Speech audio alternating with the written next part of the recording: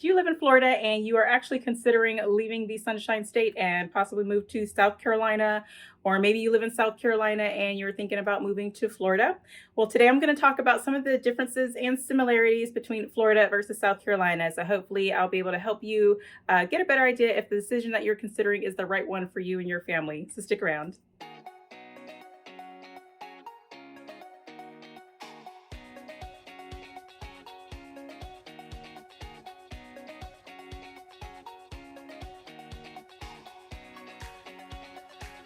Hey everyone, I'm Stephanie Durham with the Whittemore Group at eXp Realty right here in the Destin-Fort Walton Beach area. If you haven't done so already, please make sure you hit that subscribe button and tap on that bell just so you're notified each time we upload a new video, because we don't want you to miss out on all the information that we give you about the Destin and Fort Walton Beach areas.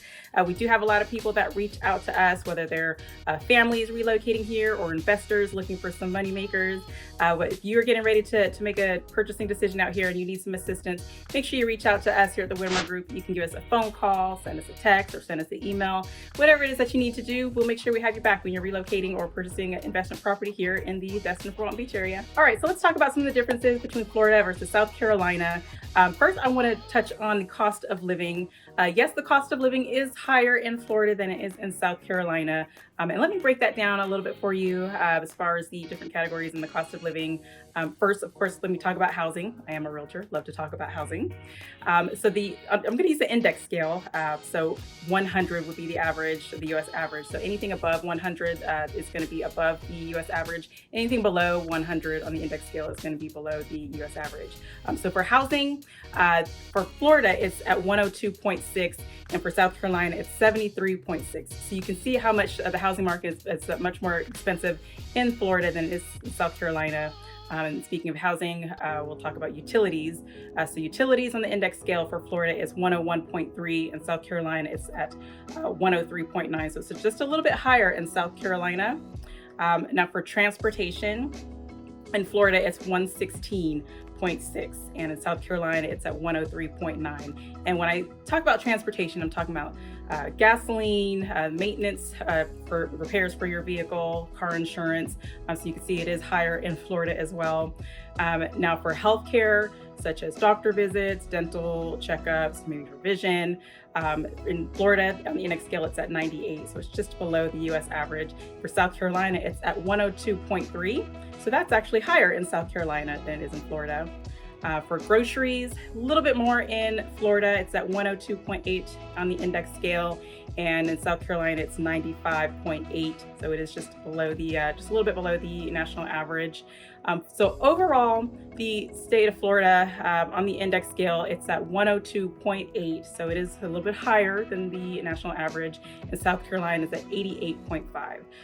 So if you're really into the numbers when it comes to cost of living and want to find a place that's comfortable for your budget, South Carolina might be better for you if you're looking for something a little bit cheaper, but you'll still be able to find some areas that might work best for you in your budget in Florida as well. So try not to rule that out. Now, if you're concerned about education and where are the best schools, and maybe you have a child that's getting ready to attend college, or maybe you're getting ready to move on to college yourself, and you're really concerned about the right school that works for you, don't worry, because Florida and South Carolina both have amazing schools.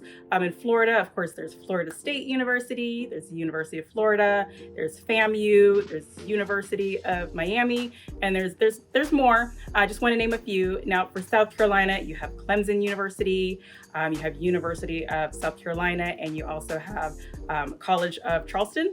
So if you haven't been to Charleston, I hear that that's actually a great place to even visit if you're not even looking to attend college. It's just a great place to go because it is the oldest city in South Carolina. So it's also a historical place, not just a great place to attend college. So you definitely have your options as far as furthering your education and choosing the right school. So just make sure you look into both and see what's right for you if you are looking to continue your education. Now, if you're concerned with activities, things to do, or maybe you are just wanting to plan a trip just to visit both Florida and South Carolina, they both have their own little quirks to each state. So of course, Florida, we are obviously known for having the best location for Disney World. And there's also Universal Studios, SeaWorld, Legoland, Busch Gardens. There's also plenty of opportunities to go on fishing charters all around the state, because we're a peninsula, so there's water everywhere. And there's also some museums and outdoor activities that you'll be able to enjoy in Florida. Of course, you can always just sit out on the beach and soak up the sun and beautiful white sands as well. Now, South Carolina is also it's just as a great place to visit. Just they have more museums, lots of historical sites to visit. If you want to vacation or want to live in an area where it's a little more beachy, you can check out Myrtle Beach. I've actually been there before. I've been stayed in North Myrtle Beach. Great place. It did kind of have the North Myrtle Beach had more of the Destin feel, I would say, for those of you that's familiar with Destin. And then South Myrtle Beach had more of a Panama City Beach feel. That's just in my opinion. So that's definitely a great place to check out when in South Carolina if you still want to have a little bit more of a touristy area and access to the beach. There's also the Riverbanks Zoo and Gardens if you want to see the animals. There's also Middleton Place if you like a lot of greenery, outdoor sites to visit.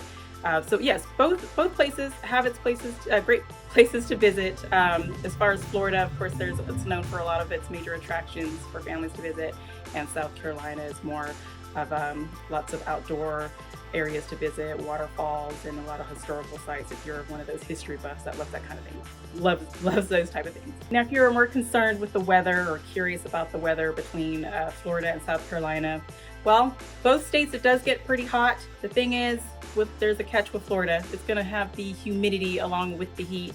Not so much in South Carolina, from what I understand. I visited South Carolina during the summertime once before, and it didn't feel as humid as it does during the summertime in Florida. So I enjoyed that very much so, without having to walk around with frizzy hair due to the humidity. But yes, of course, during these summer months, we're going to have the heat in both Florida and South Carolina, and it's going to get much cooler in the wintertime as well. I believe it does get a little cooler in South Carolina. But here in Florida, a lot of us Floridians, some of us can be a bit of a wimp when it comes to cooler weather. We can say, okay, it's 60 degrees, it's time to bundle up. So it's really just a matter of what your comfort level is when it comes to heat and the cold. Now, if you're at the point in your life where you are getting ready to retire and are considering relocating to one of the southern states, such as Florida or South Carolina, well, I should just say Florida is one of the most tax-friendly states in the country for retirees, which also lowers your real estate taxes. There's no state income tax, so that's always a plus.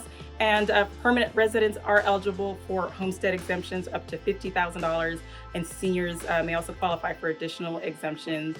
Now for South Carolina, it's equally great. It's just that it offers numerous recreational activities for retirees. There's also lower tax rates, and of course the weather is going to be great for those retirees that don't want to bundle up anymore and just want to spend out their days out maybe on the beach. Of course, Florida and South Carolina would be great options for retirement. Well, I hope that little bit of information was useful to you as far as the differences and similarities between Florida and South Carolina. Whether you are looking to leave Florida and head to South Carolina, or the other way around, you're looking to head on down to the Sunshine State from South Carolina. But if you are looking to relocate here to Florida, feel free to reach out to us. We'll make sure we get you the information that you need if it wasn't already provided in this video. Don't forget to like and share this video with anyone you know that may be looking to relocate here as well. And again, if you haven't done so earlier in this video, make sure you hit that subscribe button and tap on that bell just so you're notified next time we do a new video. Again, I'm Stephanie Durham with the Whittemore Group at eXp Realty, and I will catch you guys in the next one. Take care.